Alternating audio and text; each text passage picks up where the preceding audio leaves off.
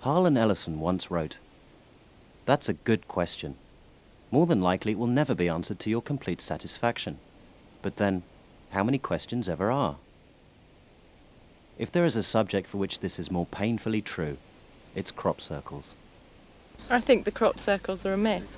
No, I believe they're not man-made. People think it's engravement of the arts, others think it's hedgehogs. I think they're a natural phenomenon created by natural energy in the earth. Specially trained by the KGB. Could be aliens. I think they're made by people. No, they're not man-made. What makes you say that? Well, because lots of people I know have made them. I think they're made by balls of light.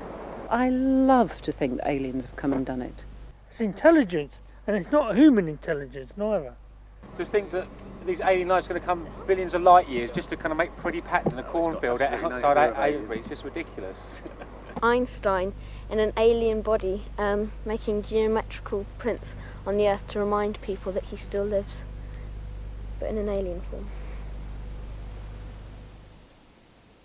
Are they the world's most interactive art form? Or are they the first whispers from a higher intelligence, seeking to guide humanity to a more enlightened path? Every year for more than a decade, hundreds of pilgrims from all over the world descend on the Wessex region of England to take part in this debate. Most land on the doorstep of the village of Alton Barnes in Wiltshire, creating a bizarre international subculture, much to the bemusement of the locals. So who are these people, and what do they want?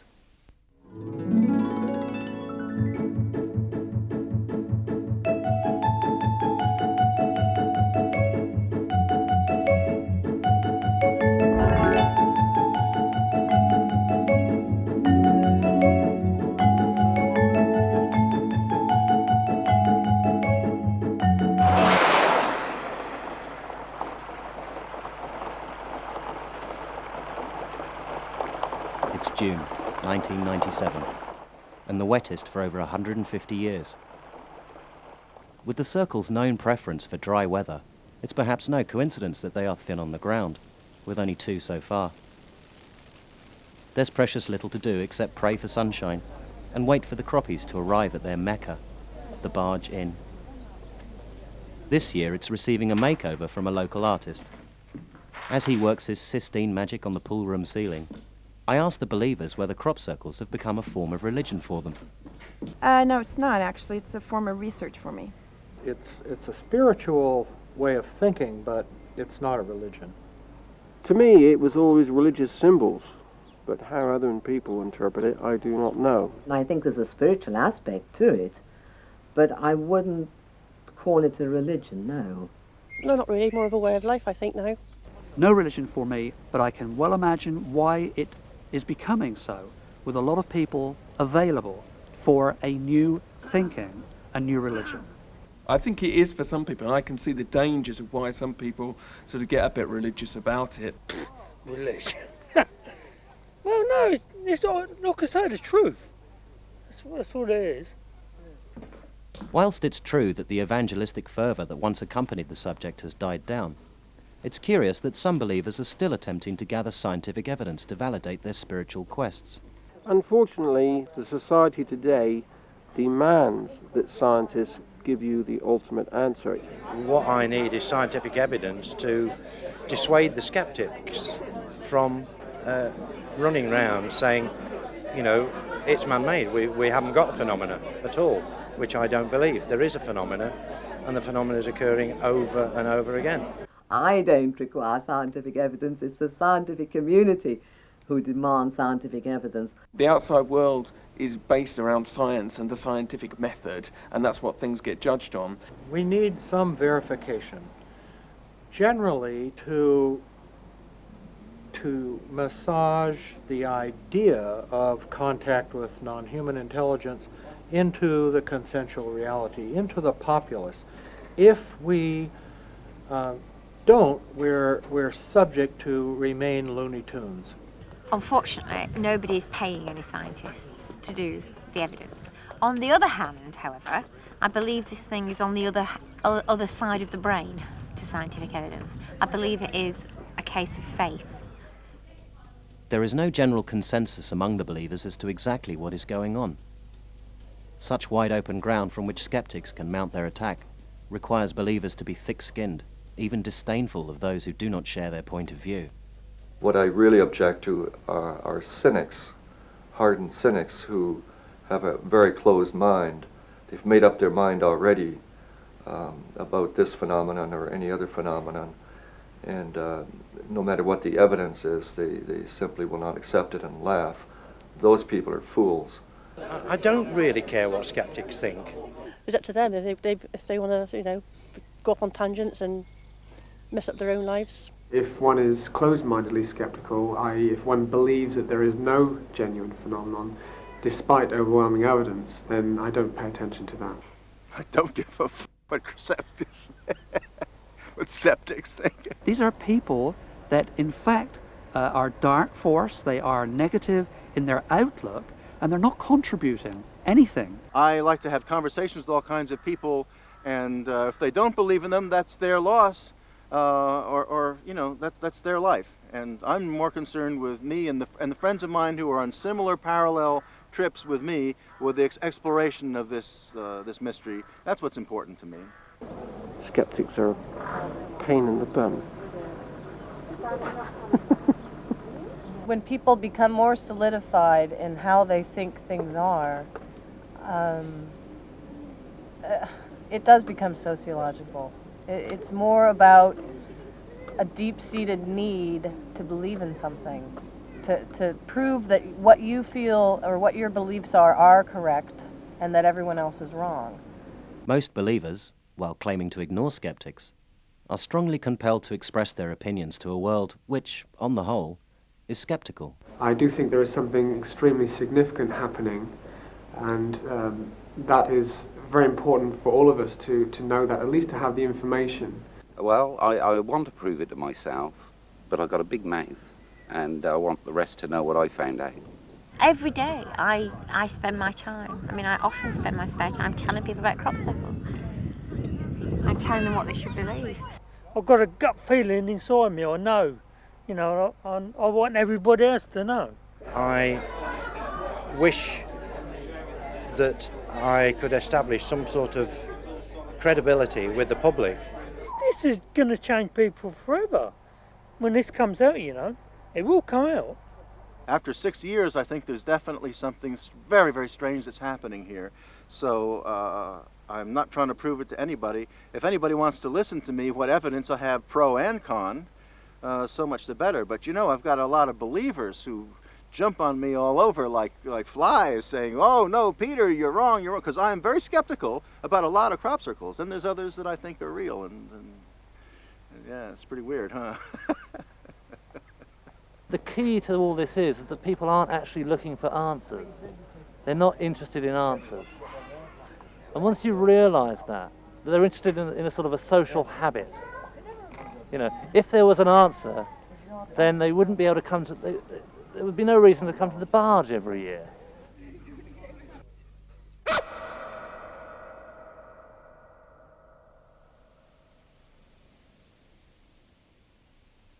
It's July, and the season is well underway.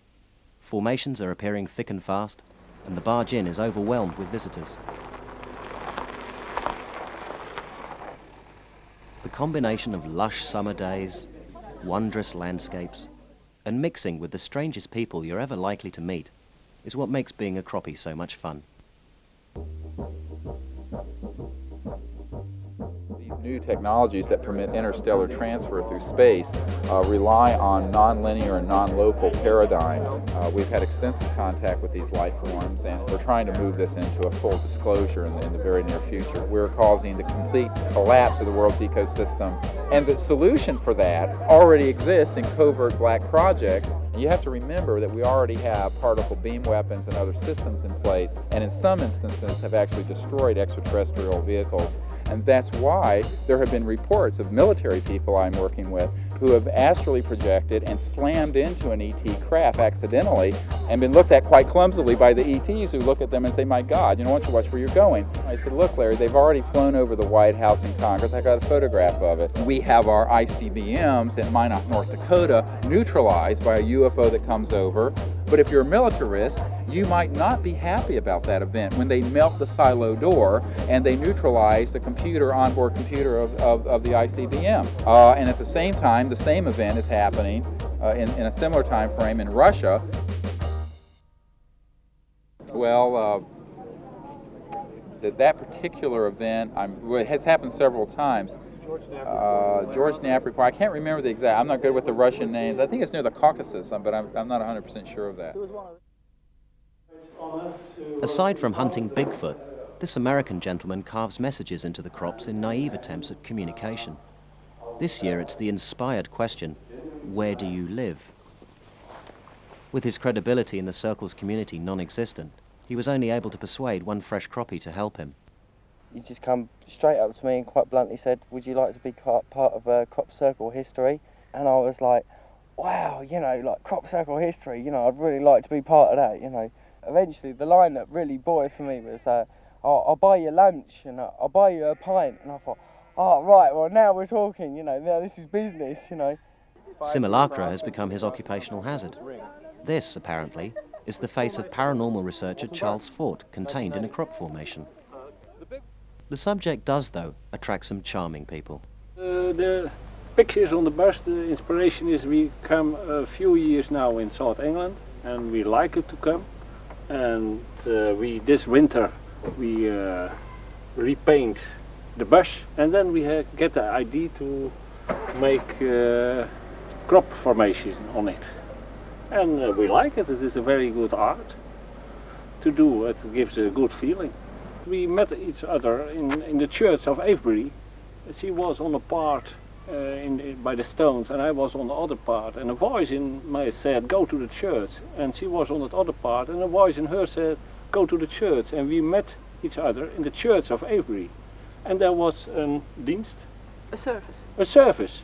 And it was very strange. And it was like a marriage for us together. Others prefer to fly by the seat of their pants. So where are we off to now?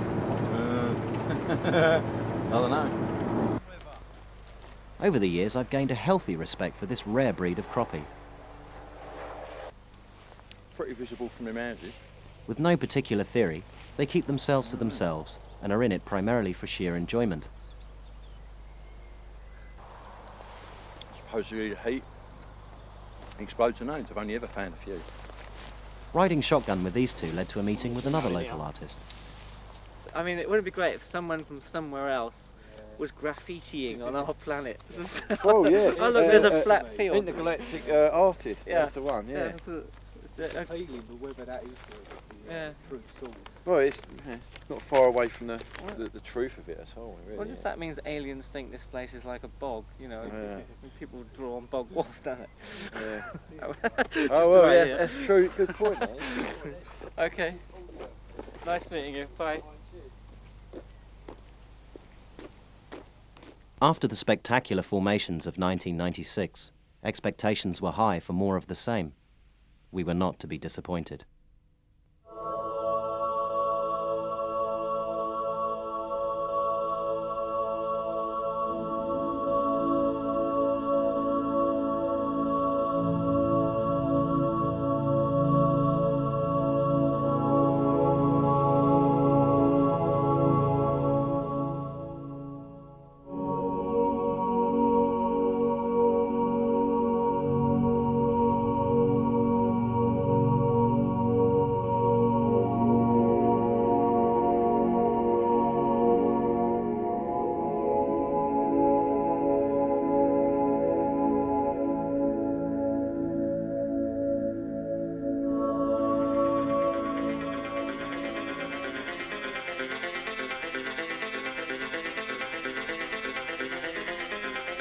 On the ground, Circles have become an amateur media circus.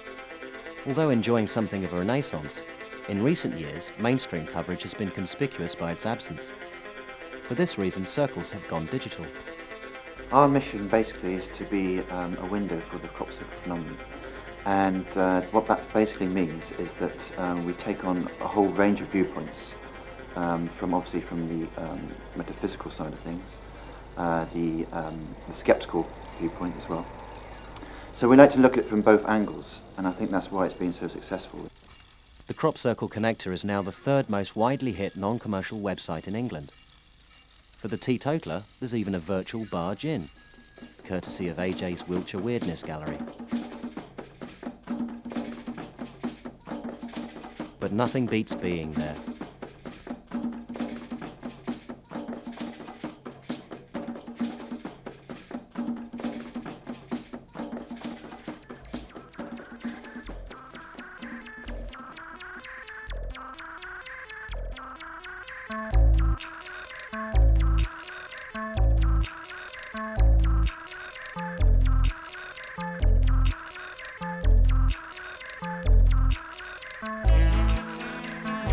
As dusk falls, the pure magic of Wessex comes to the fore.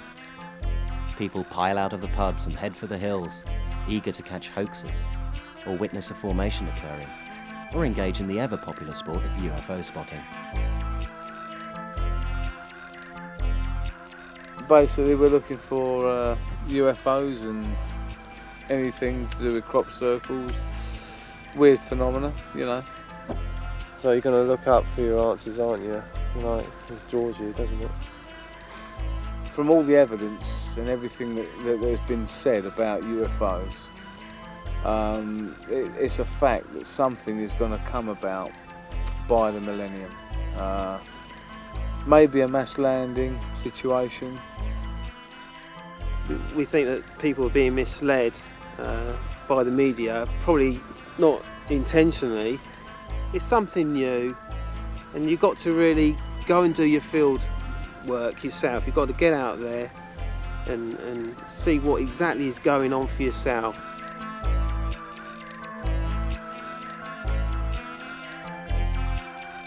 We are looking for light phenomena and hopefully a craft, which we get to see. But like SETI says, you can initiate contact, and we are trying. It should be recognised that Alton Barnes lies under several flight paths, and 20 miles away is one of the largest military areas in Britain. With night skies so busy, over-enthusiasm and untrained eyes can lead some to believe that aliens are just about everywhere. We're seeing a triangle of lights here. A wedge shape there, each identical brightness. We're at about third or fourth magnitude of brightness. And they're retaining the same shape exactly. They're travelling slowly north. Silently moving across the sky with background. Slower than most other satellites would travel. Very slow. Consistent. Wow. That was just amazing.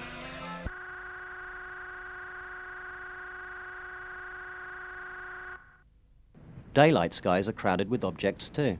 Mostly it's light aircraft ferrying hordes of photographers over the formations. Tour groups are increasingly common, giving rise to press reports of the circles as a growing industry. There's no question that the local economy receives an annual boost from its paranormal invaders. But, despite brisk business for pubs and campsites, despite numerous conferences and lectures, despite the explosion of magazine sales, despite the vast range of accessories that are now available, including t-shirts, sweatshirts, bags, cards, badges, and jewellery, despite all the books on the subject, despite the fact that for some farmers, it's going to change my pocket a bit. The number of researchers who actually make a living from it can be counted on the fingers of one hand. The burden of bankrolling their obsession and the strain of dealing with a skeptical world has taken its toll on some believers. It's no surprise that they feel very strongly about the people they perceive as hoaxers. I think they're the scum of the earth. It's a waste of time, a waste of the farmer's crop, and really they're doing no one any favours at all. Most of them are psychopaths, And at the very least, they're sociopaths. They're antisocial. Many times when I have been confronted with people that claim to have made crop circles, I've openly admitted to them that if I ever caught them in the field making crop circles, I would beat the hell out of them. They're simply there to cause trouble for everyone. They do not contribute in any sense of the word. Because this is not the way the phenomenon was meant to be. We would be much better off without them completely if they would just disappear, drop dead, whatever, I don't care. What particularly upsets believers is the comparative ease with which a hoaxer can spread confusion simply by claiming to have made a formation. All they have to do is whisper in the Croppies' ears that they made this one or that one, not have to show any evidence. And it simply whispers in the night, whispers in the dark. It is the easiest thing in the world to stick your hand up and say, yes, I did that, and then leave it up to people such as myself to prove that they haven't done it. They make our research more difficult, even if they've actually not committed the hoax, but go around saying they've done something when in fact they haven't. I think there's much less human activity going on than many people would have us believe. And I guess it's that, rather than anybody actually out there doing it, which upsets me, is when people talk about this stuff without actually providing any evidence. I have also fantasized with friends of taking this one fellow and tying him up and throwing him into the canal and watching him float off into the night.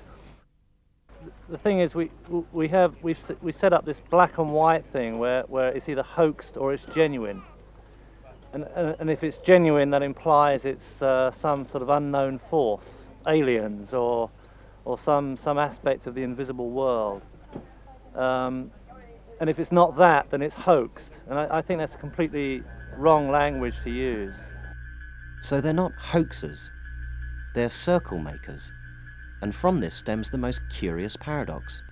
Circles researchers love the creations that we artists make, but on the other hand hate the idea that they're made by artists and not by some sort of paranormal entity. In a tangled web of contradictions, believers despise the very people they claim do not actually exist.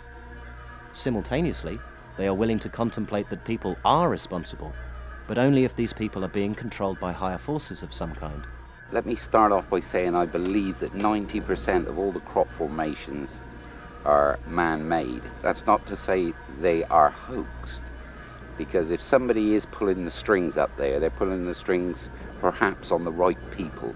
It could be possible that a hoaxer on some level is channeling. That is definitely, in my opinion, part of this phenomenon, because if you give a great deal of attention to something, then in my understanding and experience, you establish a psychic link. Then you could argue, yeah, maybe it takes people literally and, they find themselves going out there one night to create these patterns, and maybe they're working to some other agenda than their own that they don't know about.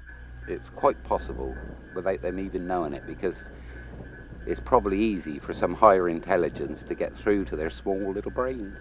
Strange things are happening that human beings could not know about. There are so many examples, and I myself have had cases where I thought of a design and I didn't tell anybody, and suddenly there it is in a crop circle. Now, if that's a human-made crop circle, well, that human can't have read my mind, or did he? I don't know. But in any case, some sort of puppetry, I think, is going on here, where these human artists are doing things from some much grander design. I do believe that they are quite impossible, the complexity would be quite impossible for them to have dreamt up themselves. This paradoxical notion seems a mightily convenient escape clause for believers. But strangely, there may be some truth to it. After all, it's anyone's guess where circle makers get their ideas. There are people who have indeed claimed that the patterns they set out to make when they leave the pub or wherever are not the patterns that finish up in the field. These patterns appear to be produced by some other interactive force. This is their words, it's not mine. I don't know where it came from, but then you read afterwards in just newspapers and magazines that it seems that there's a connection between what I drew that evening and what we were going to create in the fields with the Hopi Indians and Aborigine people. And it seems to me that it could be a connection between languages. But that mystifies me very much. Circle makers are generally rather caricatured in the minds of researchers, and as a consequence there's a certain amount of vitriol directed against circle makers. The reason being the widely held misconception that circle makers are mindless morons trying to destroy the so-called genuine phenomenon. Their motivations are not so simplistic, and for many of them it has become compulsive. It's given me the opportunity to interact with and experience something I can only describe as being supernatural or paranormal, which at the best of times is very exciting and exhilarating. Perhaps at the worst of times is quite unnerving and even frightening. To me it's all about, it's this weird, twisted, kind of wrangled thing about human potential. I started making circles primarily as an experiment to find out what's humanly possible. What can be done in a field within 4 hours with 3 other people. When I first heard of the phenomenon, I mean, I couldn't believe that people was responsible, and I was sort of prepared to accept, yes, the aliens are here, this is it, this is the message. And then when I'd sort of sat down and worked out various techniques as to how these formations could be made, and then drew them on paper, I think it was then the challenge to replicate what I drew on paper in the field. I make circles because I'm an artist, and I regard circle making as part of my artwork. It fits the complete criteria of art, in the sense that art is supposed to fill people with experience. Being circular, and UFOs were circular, we just wanted people to imagine, just to believe the next morning that, my God, something's landed here during the night. And I think quite quickly it becomes compulsive. You see people's reactions to what you do, and they're very unexpected reactions. People claim to be healed in our formations. People claim to have spiritual experiences in our formations. It is very addictive doing it, especially if you're experiencing things which are beyond conventional science, or science as we know it. I would consider myself an architect of temporary sacred sites. Originally, my interest was in finding out who was making circles. I decided that it was most probably people. It seemed sensible at the time to try it oneself. Once that stage had been gotten over, it became quite compulsive. It became more to do with the creative compulsion. Time after time when I've been in the field in the rain for 5 hours, getting cold and wet, and I keep telling myself that's my last time. But that's something that motivates me to continue doing it. I think I'm just obsessed with the phenomena. Several questions arise. Are they in it for the publicity? I suppose so, yes. Yes. I think we crave publicity for our formations. I don't think we personally crave publicity.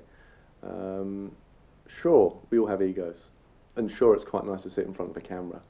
I don't crave publicity, but I think it's an integral part of the crop circle phenomena. Not perhaps the publicity of the people behind it, but the publicity of the circles themselves is very important. I think we all want our 15 minutes of fame, but no, I'm not really driven to be famous from it or to make any money, really. It's a very personal thing. The more publicity we got with the media and newspapers and things, it egged us on even more. I don't particularly crave publicity for myself, but I do want my work to be seen in a public context and interact in a public way with large numbers of people. Or is circle making just a big joke? The glee of pulling the wool over people's eyes? No, certainly not. Sure, we all have a little snicker now and then, If you see people laying on their backs in a circle, joining hands and doing a dance around, to me that was incredibly funny when I first heard of it. But after a while, I got to a different way of thinking. And I thought to myself, well, if this is what they want to make of it, it's entirely up to them. I mean, I think the circles function in quite a profound way for a lot of people, and they really sort of totally transcend the idea of a prank or a joke. I'm simply going out into the field and laying down a design, and I suppose with that design goes a question to people: what does this mean for you? Why is it there? And how is it there? People are free to answer those questions how they will. I mean, I have no control over whether people pull the wool over their eyes or not. It's the people themselves that have made themselves fools. It amused us immensely to think that these people had built themselves up as experts. And I always remember one Wednesday afternoon at Longstock, I met Colin Andrews up there, and he gave me his business card. And he said, if you hear of any circles round about, he said, perhaps you could let me know. And of course, Dave and I used to do a circle one evening and then ring him up the next morning and said, oh, Colin, there's a circle at such and such. And he used to say, well, thanks very much. Thanks for the information, which made it all the fun. Many of the designs are absorbed into popular culture, and money does change hands during a season. But circle makers are remarkably unconcerned about this. It swings and roundabouts. Someone like Colin Andrews, you know, he makes his living off of it, and good luck to him. He's very good at what he does. And in what he does, he supports what we do. He's basically acts as an agent for our work. No, it doesn't anger me at all. I accept it. We were a little bit annoyed that people were making money from it, because we used to talk to one another and says, my goodness, look at the books that are being published, look how many copies are being sold, and all this. But the fun side of it overtook that and allowed us to carry on, which is why we did. It's something which needs to interact with the media, with the public. People, I suppose, can do what they like with it. I mean, I actually think the photographers that take such stunning photographs of it deserve every penny they get from the photographs. And I'm also particularly pleased when farmers make money from charging people to enter the formation. By far the most fundamental debate concerns authorship and the effect this has on the beliefs of the faithful. When crop circles have no authorship behind them, they are a lot more powerful. If they become art or land art, they lose a lot of their mystique, their paranormal powers. People are less likely to believe in something happening, and I think that's very important. Part of the reason why you go to so much trouble is to kind of take it to something which is seemingly beyond human endeavour. So people go out to the fields, or they see it in the press, and they say, my God, this is amazing, it could not be done by people. But the motivations of the circle makers are to actually push it as far as possible, so people think that it can't be made by people. What people believe is fundamental to the practice of making circles, but not in the sense of mocking the belief. In fact, you're actually interacting, engaging with the belief. There is a totally symbiotic relationship with the circle makers and the people that research them. We just have a very separate agenda, which is to, as far as possible, disassociate ourselves from the specific formations. We've never actually specifically claimed a formation, and we never will, because the whole point and the whole power of our work is gained from the fact that they are authorless. As soon as you claim a formation, you kill it.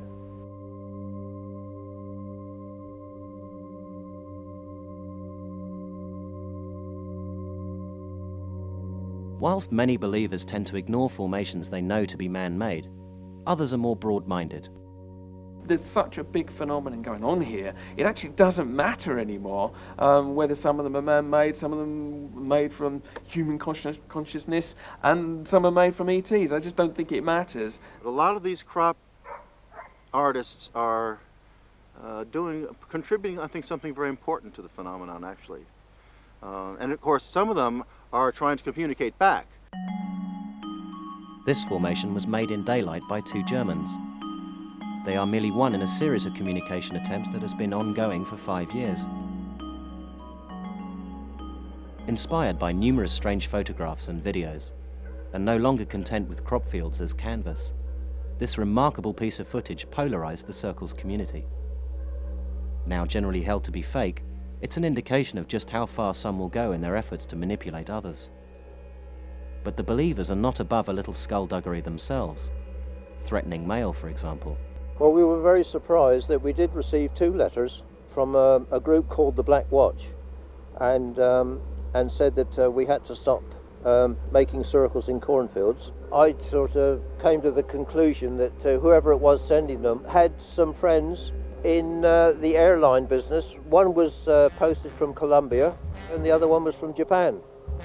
Of course, everyone denies sending them. I have never ever done anything to that. No, I have not. No, no. And I don't get involved in that. Oh, no. No. Not at all. No, I couldn't see the point of that. No. No, why should I? I have not, no. We've had hang-up phone calls, we've had threatening mail. Besides the threatening mail, the physical threats, the abuse. There have been attacks physically on some circle makers, not myself, and on their property. The damage to cars. You know, there is a certain risk in doing what we do. They always seem to phone up when I'm watching a good football match. A lot of people know a lot more about crop circles in general, about certain crop formations in particular, but they will perpetuate the myth that this is something magical and mystical and meaningful, when they know full well that they've seen the evidence which indicates that it's something man-made, but they won't say so because it pricks their bubble and it knocks them off the gravy train, it puts the brakes on. And I've had first-hand experience that of people, very big names in the crop circle field, telling stories that are just completely untrue. And it's a shame that that has to happen, because the crop circle mystery is interesting enough as it is, just the hard facts, without needing to invent implausible stories. I think the more you can add to this phenomenon, the more interest you're going to get worldwide from audiences. It's the ridiculous fraud, really, that goes on a lot with a lot of people. A lot of the big names that you hear about, big names. This climate of misinformation isn't confined to the believers, and has prompted the circle makers to also go digital. It's basically a forum for us to communicate unmediated about ourselves and what we do. Unfortunately, a lot of the time when we actually do interviews, inevitably the interviewer gets the wrong end of the stick or has his own agenda, and in some way the information just gets kind of twisted in some way.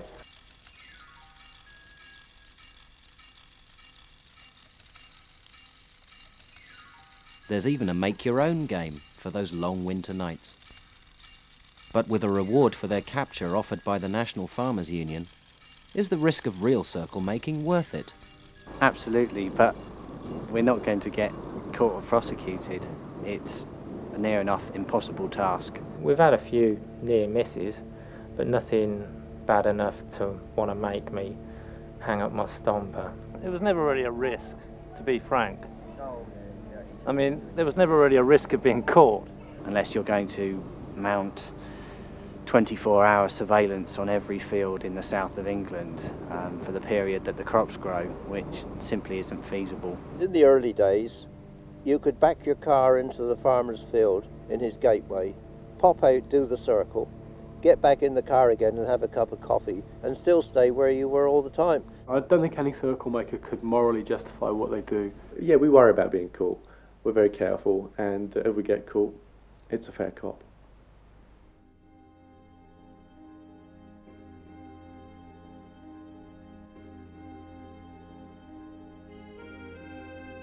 The way believers cope with the man-made evidence presented to them takes 2 forms. One is outright rejection. Is there any evidence to the contrary? I don't really take any notice. Well, I don't know what evidence you're talking about. Evidence to the contrary. What evidence can you give me? The other is positive thinking. It doesn't create any problem for me that there is alternative evidence. Well-made hoaxes are a kind of art. They're really quite marvelous. If you've got a lot of false 20-pound notes, that doesn't mean that there aren't real 20-pound notes as well. And then sure enough, if you find a real 20-pound note, you only need one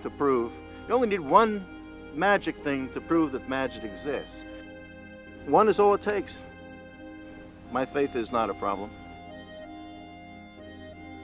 Well, that's the easy way out for the true believers.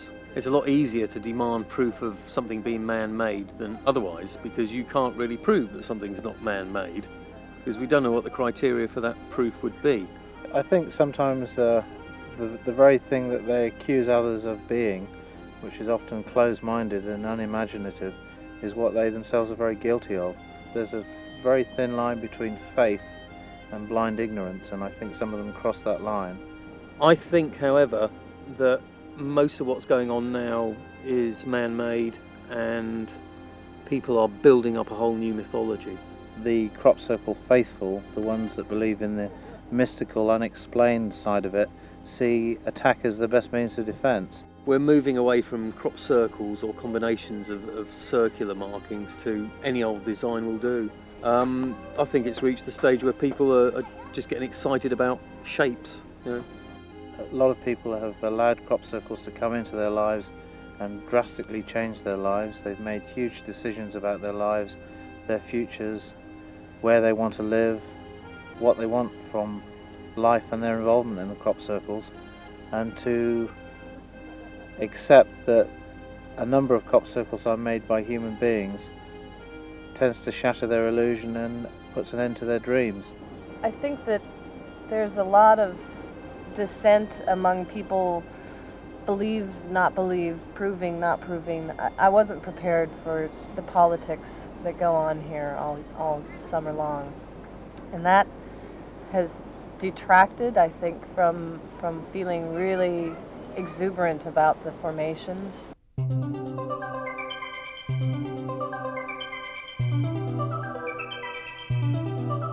Yet the effect of the crop circle lifestyle on all concerned is powerful and generally positive.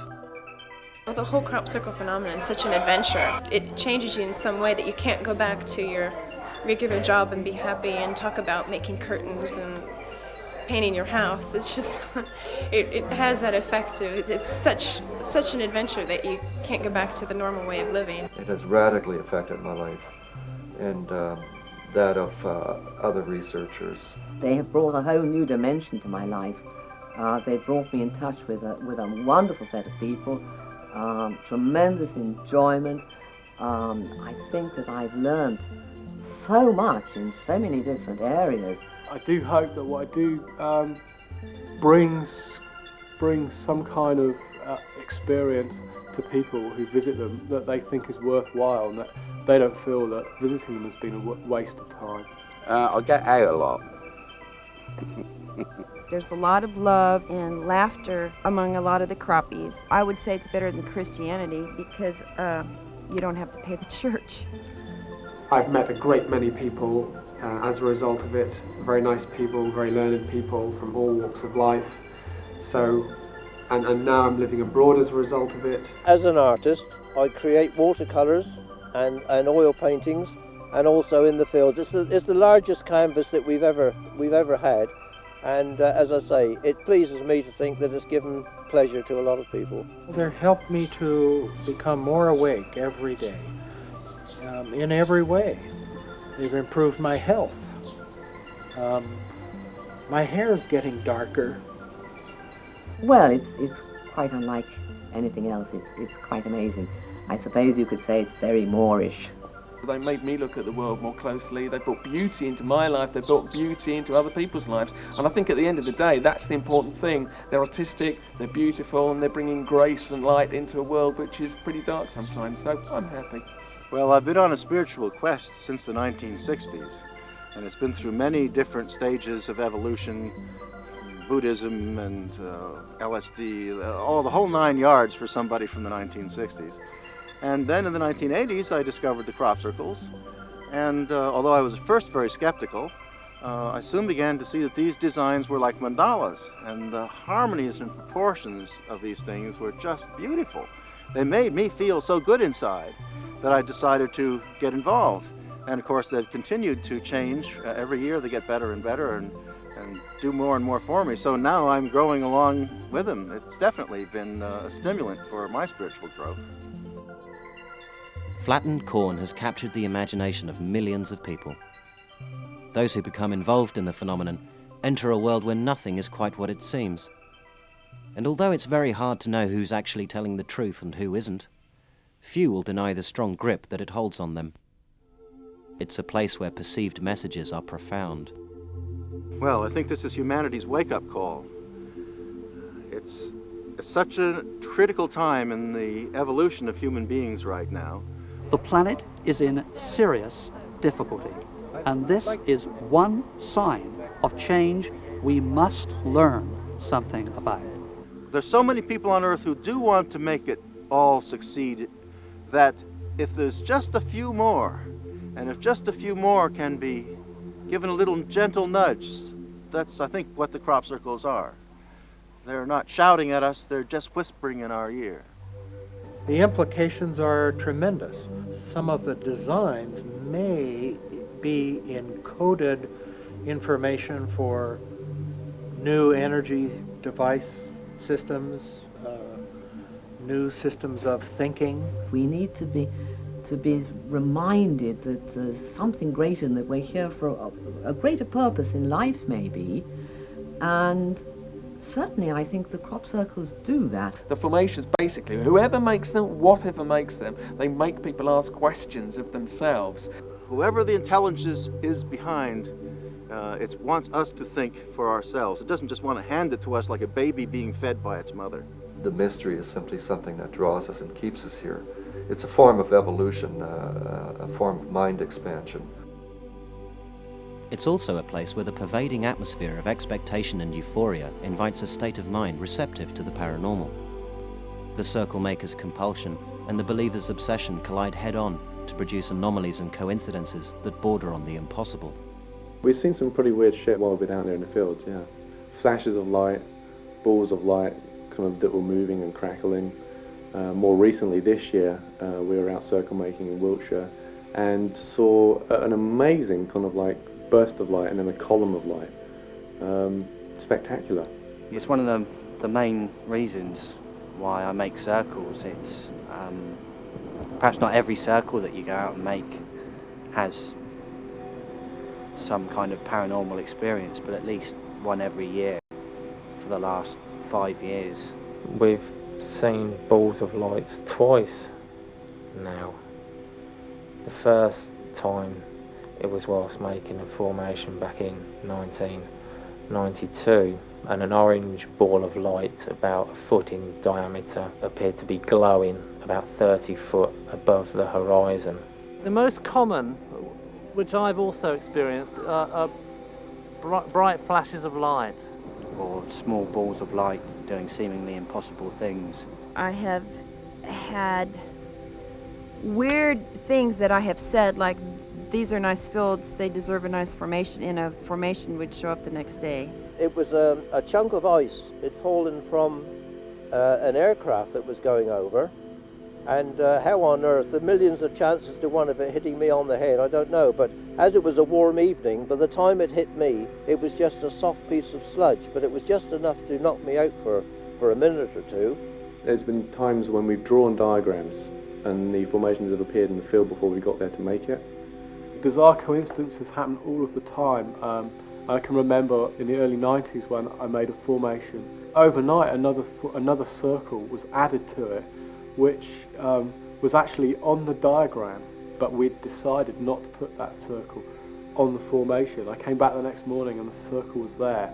I didn't know what to make of that at the time, and I guess I still don't really.